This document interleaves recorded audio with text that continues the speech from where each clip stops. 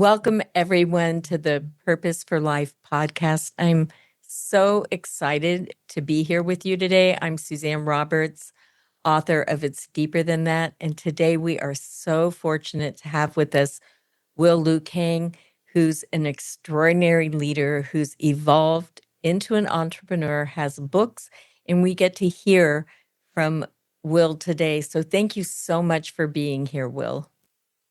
Thank you, Suzanne, for having me. I'm looking forward to our conversation. I'm really excited.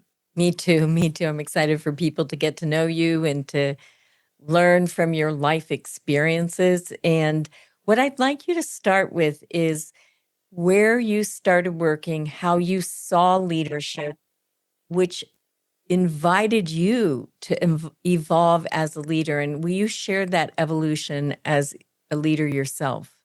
Very tough question, but I'll start with when I was young. When I was young, my parents had a convenience store, and I worked for my dad.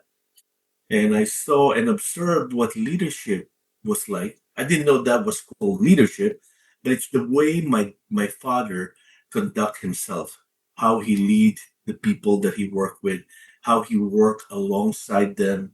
And often I would say, you're the owner and you're carrying the goods just like when they're carrying the goods. Why would you need to do that? He said, well, it's not that because I'm the owner that if I could help, why am I not helping them? Because if I help them, we get the job done quickly. And he always tells me too that don't judge the book by its cover. Even though someone doesn't dress nicely, you shouldn't be treated them differently. And oftentimes he get mistreated because working in the store, your shirt gets dirty, your pants get dirty, and people look at you differently and speak to you differently. They think you have no money when you're trying to buy something. So that was my first uh, exposure to leadership. But my career started as a software developer. I was born and raised in the Philippines. I started my career as software developer because I learned that I really loved programming in high school and then in college. And then my first opportunity to lead a team was when I got promoted a year and a half into my career. My manager promoted me to be the team lead. And at that point, I was given the opportunity to lead other people. However, I didn't really know how to lead people. You go from being friends one day and the next day you're the manager. But And can we that just pause for just a second? How that happens to so many people where they're good at something and then they get promoted to another level without being trained into that other level or being taught how do you then deal with the differential in relationships. So thank you for saying that. Now you can keep going. Thank you. and it actually went from excitement and being so proud to nightmare the next day because dealing with I didn't know how to deal with my teammates as I tried to become their manager. Some of them were upset. They thought they should be the one to get promoted. And I struggled for a few months trying to balance between delivering the work because you're still responsible for delivering the work. Meanwhile, you also have to learn about the human dynamics and learn how to work with them. So that period was challenging, but I took it as an opportunity for myself to learn and grow. And I guess that was the very first moment that I said to myself that I want to learn to lead and serve other people. So I think that's about the time that I realized that okay, in order for you to be a leader, in order for you to have the opportunity to serve other people, you need to learn. It's not just a title given to you. So I kind of decided that that's the moment that I would learn. And over the course of my career, I'm fortunate to have the opportunity to gain more responsibility, and that would meant to lead more people. And halfway through my journey, I think at 10 years into my journey, I realized that I don't have everything I needed to be a better leader. So I decided to apply at Seton Hall for my second grad school to study Master of Arts in Strategic Communication and Leadership because I want to grow myself as a leader so I can better serve other people. I believe that in order for me to have the opportunity to serve other people, I need to grow myself. If I don't grow myself, I can't pour from an empty cup. Well, before you keep going, first of all, thank you for saying that. And I keep hearing the influence of your father in everything that you're saying. How can I better serve people? And I don't think a lot of leaders think like I'm here to help serve people. And I love that. And also the willingness to grow and learn and evolve. So thank you for that. It's actually interesting as I realize what leadership is about, and I reflect on the moment I spent with my father, and I said, "Wow, that's where I learned it from." Yes. In fact, I actually, wrote that in my book that I released in December that I learned leadership from my dad. I didn't realize that I was learning leadership. Oh, you I had a was just living observing. example. And what's your book name while we're at it? Seeds of Leadership. That was the book I released last year. Very fortunate to be able to release the book and very thankful. And I highlight a lot of the story that I learned throughout my journey on the book and how thinking about wanting to serve others is the starting point of being a leader. It's not just having the title. It's not about getting the opportunity or being thrust into a position that you're a leader. You need to ask yourself, do I want to be a leader? Because it takes a lot to be a leader. It takes a lot to be a leader because not only do you need to grow yourself, you need to be willing to serve others. They don't work for you. I always tell people when I introduce folks that are working on my team, it's they work with me. You Yes. hear a lot of hear a lot of managers like, oh, this person report to me, that person. They go on a conference room and like, yeah, they report to me. I said they work with me. They So work with you're a me. team. Yeah, because at the end of the day, you're there to help them grow and develop. You're there not for them to make things easier for you. You're actually there to help them achieve their potential. At the same time, help the company achieve its goal. It's So you very have hard. a few things in mind. How do you Yeah. care about them, develop them while you're developing yourself to serve the organization? So those are a lot of things to consider as a position of management. It's many different hats at the same time. Yes. What are some of the key ways you feel like you grew and developed doing that master's program and growing in your leadership? I think it's practicing what I learned. And a lot of times we get an opportunity to learn something, but if we don't practice and apply it, it just dissipates into thin air after a few months. We forget about it. I focus a lot on I learned this, I want to implement it. And I want people who work with me to also learn it. And as they learn it, I want to hold them accountable for it so they could then pass it along to the other people that report to them. I was going to say, what was one key thing that you put into practice that you wanted to have a legacy with? To me, is helping people with their career development. That's one thing that's really important to me. Every person on my team that, especially those that are eager to get promoted, we have a career development plan. We have what I call the 2 year plan to get them promoted or qualified to get promoted. So in the department that I was in, I created that plan. Before I joined that department, one or two people get promoted out of a group of like 400 people a year. And I find that to be not right. It's not right that out of 400 people, only one or two get promoted. And Mhm. when I joined the group, I made it my job to focus on finding talent and Nice. finding opportunity to grow people, giving them opportunity to do things while supporting them so they're not sinking and swimming by themselves, and creating those experiments with them so this way they're gaining all this muscle memory. And over Nice. time, I think after the first year, we put 12 people up for promotion and we got 8. The next year we put another 12 people up promotion, we got 10. There's one year we put 15 people out promotion, we got 14.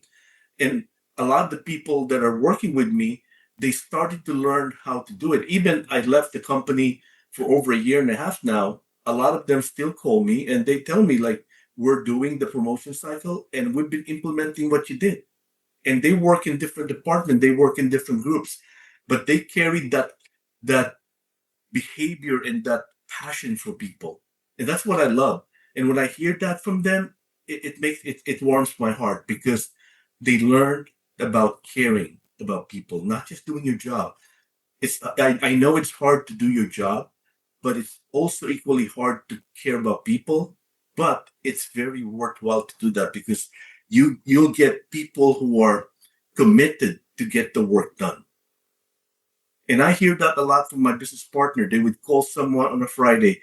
We have an emergency. I need you to test this. And the person would say, okay, how do you want me to help you?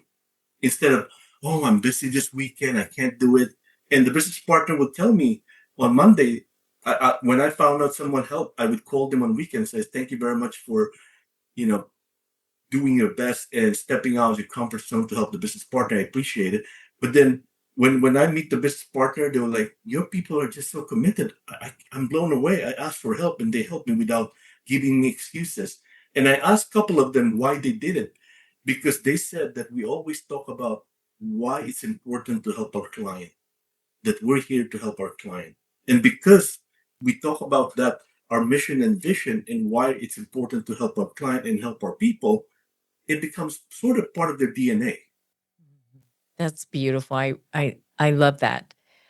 Will, you've mentioned to me that you believe everybody has agency to be self-determining, no matter what their histories are, no matter what their influences are, no matter what society says or parents say.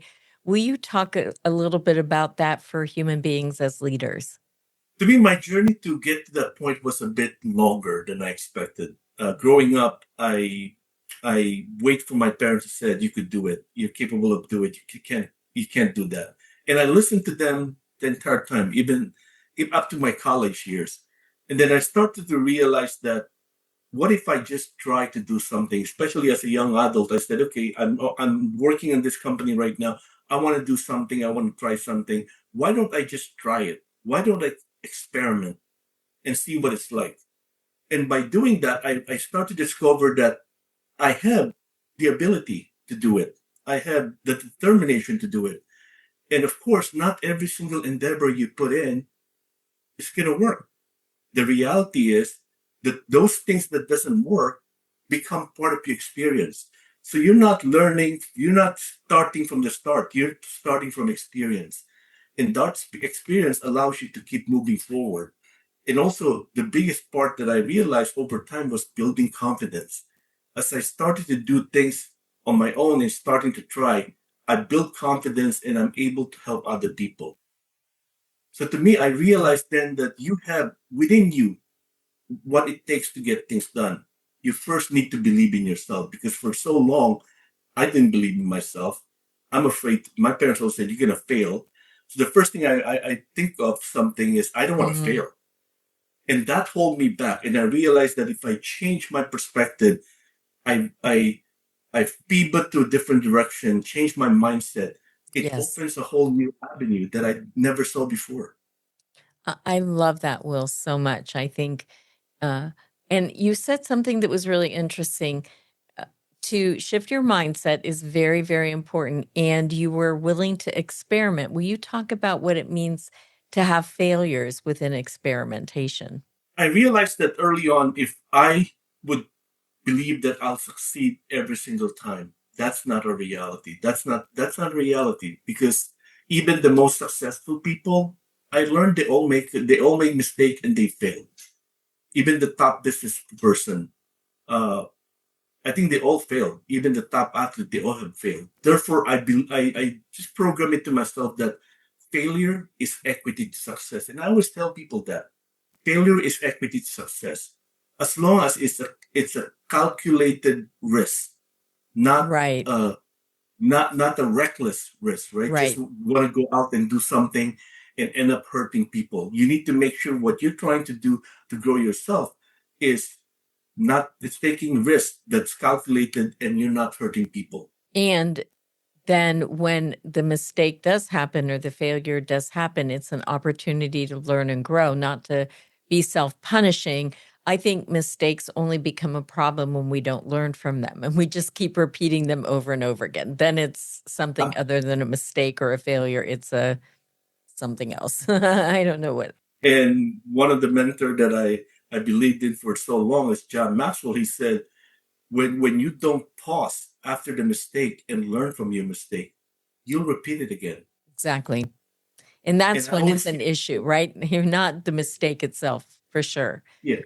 And people always said history make mistakes, right? Repeat itself.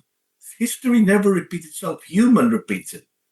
Human That's repeats the right. history because Human, human didn't take yes. time to pause. Human didn't take the time to pause and learn. So therefore, we repeat the same mistake again. It says history repeats itself. It never repeats. It's human. I We're the love one. that. That's so We're the one true. responsible for it. We're the ones taking action. We're making the Yes, yes. history. History doesn't happen without us. So we're Or designing it, right? So or, very, or, or we're the one who decide not to take action. And I also said to someone in the yes. past that by not taking action, that's also a decision. And Yes, they're that's like, right. no, that's not. I said, no, it is. Because you chose not to act on it. That's absolutely right. As someone that has an accent, did that ever become an issue with you as a leader, and what has been challenging about it and what has been liberating about it? I think early in my career, it did really affect me when people said, oh, you have an accent. Oh, I can't understand you properly. And sometimes it then end up causing me to struggle to even pronounce the word because I get like nervous. And over the course of a year, I focused on trying to pronounce things properly. But one thing I didn't do is change my accent because I felt like that's what made me unique. That's what Yes. makes me who I am. And that's why I said I would learn how to pronounce your words better. I would learn how to learn the culture, but I won't change my accent because that's who I am. Unless I want to be a voiceover. If that's the career that I want to get into, then maybe I would learn how to change my accent. And therefore, I didn't put any effort. I was given feedback that I had accent. I was given feedback to do training, but I never take that up because I said to myself, if I do that, then I'm not myself anymore. I said, if my career is only capable of going to a certain level because of who I am, I'm I'm okay with that. There are certain things I'm not willing to do to move up. I'm not willing to drink with people. I'm not willing to smoke with people. So And you there are don't things drink like I said, alcohol or smoke cigarettes? very few, very few, very few. And then I did it for social reason before, but I said I don't want it. Like I never really go out every Thursday or Friday because and I know that's a social thing in your career. And I said to myself, there are things that are negotiable, there are things non-negotiable. And smoking, drinking alcohol, they're non-negotiable. And so if that means I'm only getting to a certain level, so be it. It's interesting to listen to you, Will, that your dignity mattered more to you than your positionality. And I think that's something that every human being has to wrestle with. Am I going to abandon myself in order to have a position? Or am I going to stay true to myself and see what position I end up in? But there's something about you aligning with your own dignity that became compelling for you as a leader. And I want people to hear that today. Not abandoning yourself to try to position yourself is going to cost you in the end. And you have to live with yourself at the end of each day. And do you want to be congruent with yourself, or do you want to have abandoned yourself? So thank you so much for speaking into that. I think that's a powerful, powerful distinction for everyone to consider as a leader. Um, It's hard. It's really hard when you're making those decisions and you know there's certain opportunity that might not come your way because of that, but you have to stick with what you believe in because that's who you are at the end of the day. right. And you have to go to bed with yourself every night. And are you going to Yes. be peaceful inside yourself? Or are you going to be disconnected and out of harmony with yourself? I love the last point you said, out of harmony with yourself. I love that part. Right. So I think we all have to make those considerations. I always think about, we're all going to die. And this is and your position isn't going to matter anymore, like when you take your Yes. last breath, you don't care about the title of your position. So what are you living for? What does matter to you every step of the way? Well, if people and now so let's talk about because you're an entrepreneur now, right? You shifted out of the Yes. corporate Yes. world. What made you do that, and what are you doing now? It's actually a long time dream of mine. When I was working for my dad, we had a convenience store, so I knew what it's like to be a son of an owner of a small convenience store, and I always dreamed to be my own like boss. That was Oh, my my pet peeve when I was young. When I was 5 years old, oh, so it must be so good to be a boss. That was like when you're young, and then I realized I couldn't afford to have my own business, so I said I have to work for someone else. And God blessing, I had a very successful career. But I always had this thing in me that I used to help people with coaching and do mastermind training. I said to myself, one day, what if I could do it? And then I met a couple of people that also have the same interest. And we decided to just join force. And the three of us joined force. We created a company called Kairos Elite Partnership. And what we focused on is three things.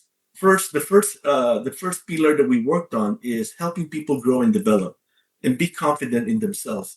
So we do that through coaching and leadership training. The second pillar that we focus on is organizational development.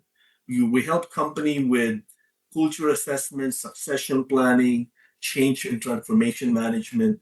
And then the third one is close and dear to my heart is technology.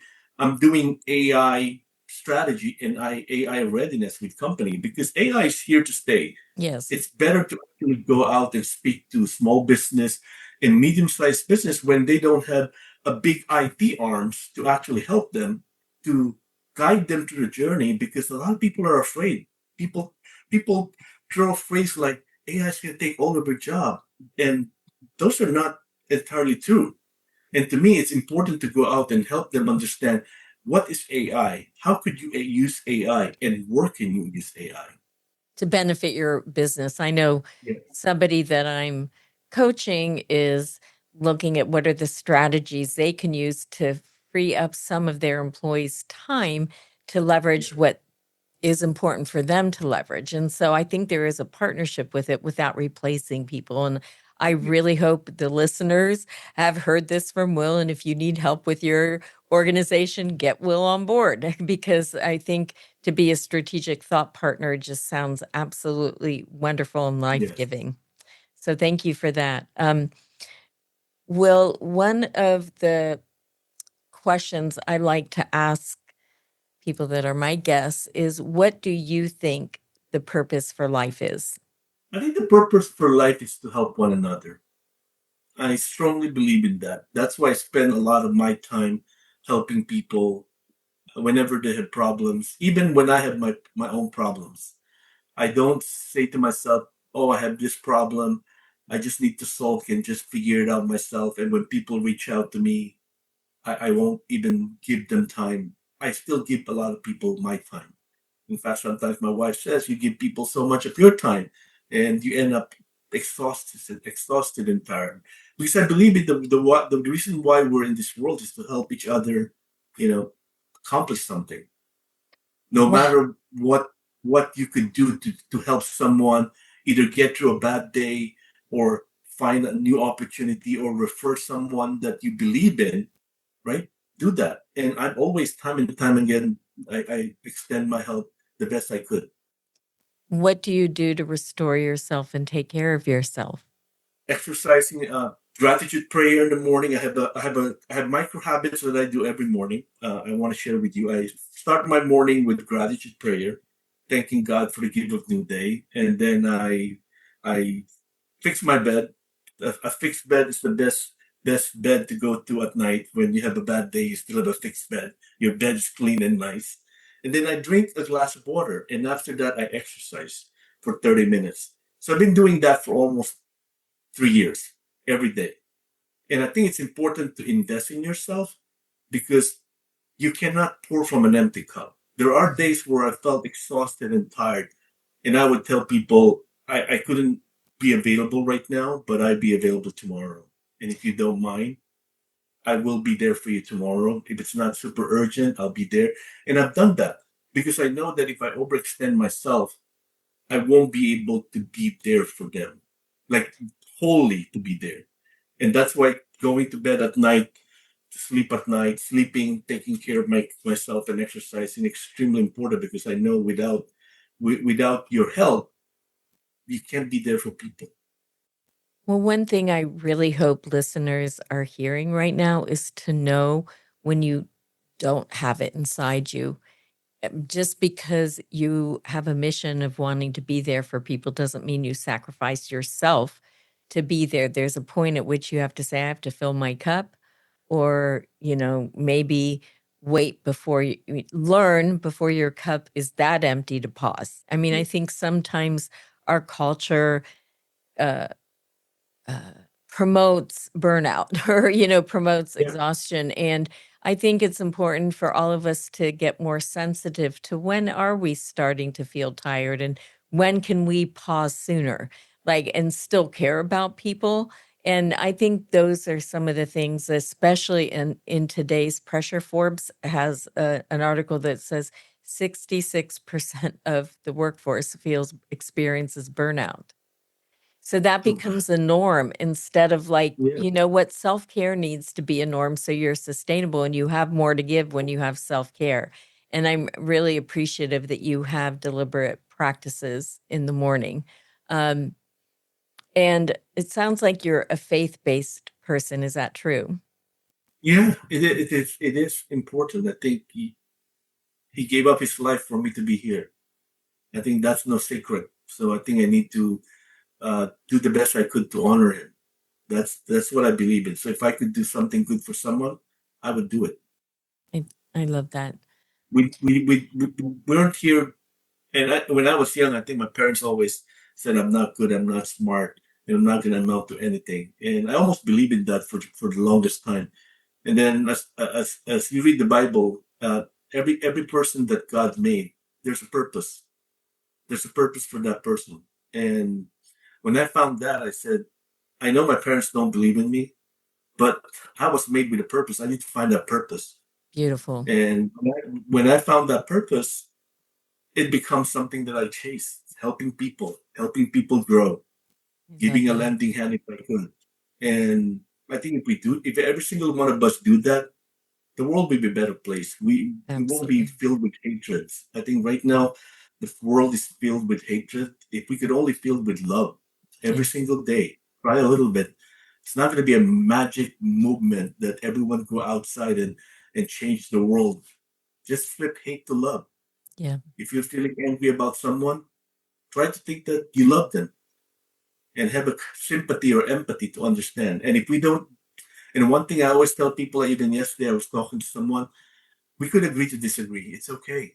That's what the beauty We of can this agree to disagree with yeah, we agree to share disagree. dignity. Yeah. We share So their view, let we share the view and don't judge.